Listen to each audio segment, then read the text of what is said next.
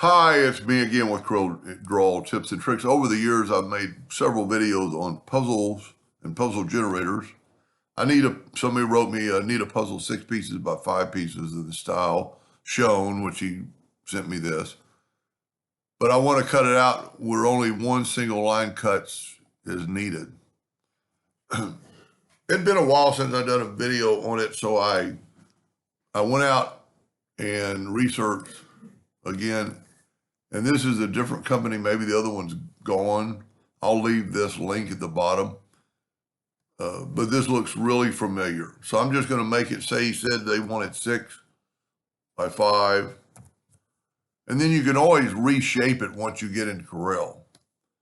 And, there's a bunch of, things you can change with this. Making the shapes different, making the tab size bigger, smaller, you can get it the way you want it. I don't understand the feed, but that looks pretty good, so I'm going to download it. So it goes into your download folder, and I'm going to go back to Corel, and I'm going to go to import. So I right-clicked and import, and I'm going to go down my download, and there's that puzzle. And I'm just going to click. Now, at this time, I can do anything I want to with it. I'm going to hit P and put it in the center page. Now I can make it a size I want.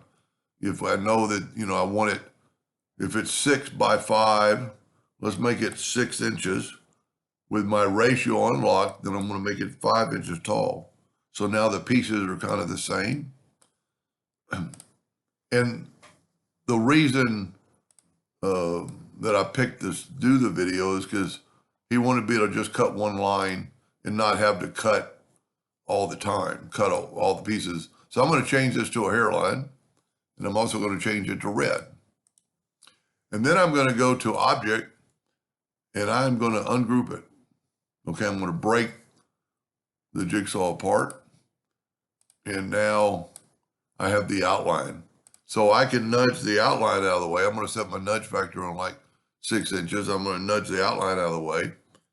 And that's what's so cool about this generator, is that these are individual lines. And by doing that, if you don't have this, especially if you're cutting out a puzzle, this piece would be cut 4 times. That line would cut it when it's here. Well, maybe this piece would be cut 4 times. So every time it cuts that, it cuts this line, cuts this, and cuts that line. So by doing this, it's only cutting one line at a time. And so the laser, one, it's going to cut a lot faster, and 2, it's going to leave your puzzle less marked or scarred by the burn residue. So really look at that when you are thinking about running a puzzle. Like I'm just going to show you, if you took the Smart Fill tool and fill this in and move it over and fill this in, and just had these pieces and looked at them with a wireframe, or not a wireframe, but take the fill away and give it an outline. And just to show you that this piece is going to cut that line, but this piece has to cut that line too. So by doing that this way, it's going to go zip, zip, zip, zip, zip, zip. And it's one, it's going to cut a lot faster, and 2, you're not going to have any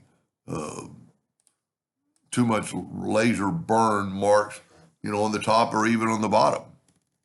Anyway, so I'll leave a link to that puzzle generator at the bottom of the video. Hope that helped. Thank you for watching.